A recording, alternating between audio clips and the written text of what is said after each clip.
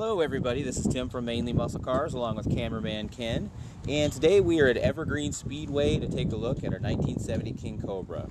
Unfortunately, with insurance regulations and my not really being brave enough to try the car around the track at this expense, we're not going to be racing around here. Anyhow, super cool car. Stay tuned. We're going to try and do about 3 different videos on this one. There's so much to talk about on this one. I don't think anybody wants to listen to me for 15 minutes straight. I know I don't. This is just a really neat car. A huge story behind it. It is a factory Cobra. It is the numbers matching engine, the numbers matching transmission. It's a 429 Cobra jet. It's rebuilt. Transmission's rebuilt, correct, with the cast iron tail shaft housing, nodular case rear end. But the big story on this one is that front end.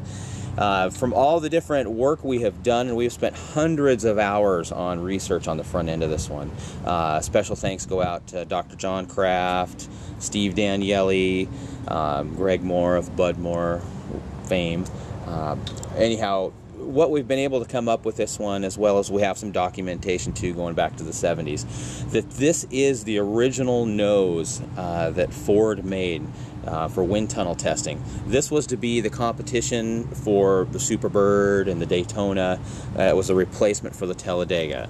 What ended up happening is with NASCAR regulations changing, NASCAR wanted Ford to make one for every dealership. So instead of making the 500 cars, they were all of a sudden going to have to make 2,500 cars. And it just wasn't there money-wise. So Ford said, okay, hey, we're out of NASCAR. So there was a very limited run of these, and they're all basically prototype setups. This is the only one with a rearward hood latch. We've actually compiled some documentation on that to show that in the initial testing that it was basically found to be unstable. So if you look at the 2 other cars out there with the original noses, they actually have hood latches that are right at the very leading edge of the hood. From what we know on this one, this is believed to be the original nose off the orange car that's currently at RK Motors. It ran through Mecum for roughly $500,000. I think RK has it up for $595 at this point. But total production, including clones, is 5 cars as far as that's total population. So we've got 3 real cars and 2 clones, this being one of the clones. However, this is believed to be the real front end.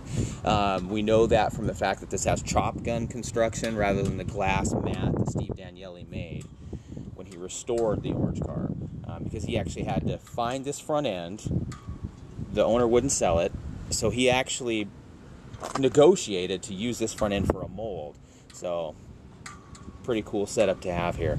So we have this one tracked back with title documentation, as far as will, everything, to a gentleman named Joey Adams. So we've done our homework on this one. We do have the underside pictures to basically show the construction. We got with Greg Moore basically to find out kind of information, because Bud Moore was the one who bought both of these cars from Ford for the lofty price of $1,200 for the pair. He actually bought the original yellow car that is out. You can see that online, as well as the orange car. Front end on the orange car was damaged, so they actually took this front end off and put a steel front end on and sold it. We've got confirmation from Steve Daniele as well as Greg Moore as far as what happened there. Also, there were some anomalies on this front end that we can get in more with the next owner. I don't know if they want it out or not, as far as just to basically confirm that it is a real front end. Really neat car. We bought this one out of Texas. Very good, solid car. Factory red car. Again, factory 429 Cobra jet, C6. It's got air conditioning, power steering, power disc brakes, factory bucket seats, console. Beautiful black interior, just really nice car. As far as restoration wise, the car was stripped, repainted, chrome was sent out, the bumpers re-chromed, the rear taillight bezels were done, door handles, all the stainless was polished. Underneath of the car was stripped and then painted in red oxide. We have a reproduction exhaust system, except rather than going with a 2 1/4, we bumped it up to 2 1/2, so this thing can actually breathe. Again, the cylinder head's been ported. It uses a larger comp cam, but externally it looks stock. It's got a factory exhaust manifold, it's a factory quadrajet carburetor. And because this is a Cobra jet with the air conditioning, has a very rare extra cooling radiator, and we searched far and wide to be able to find a replacement core, so it actually still has the factory tanks on it. It is just a massive radiator, so you should be fine no matter where you're at running the AC in this one. But I think for this point we've got a good walk around on it.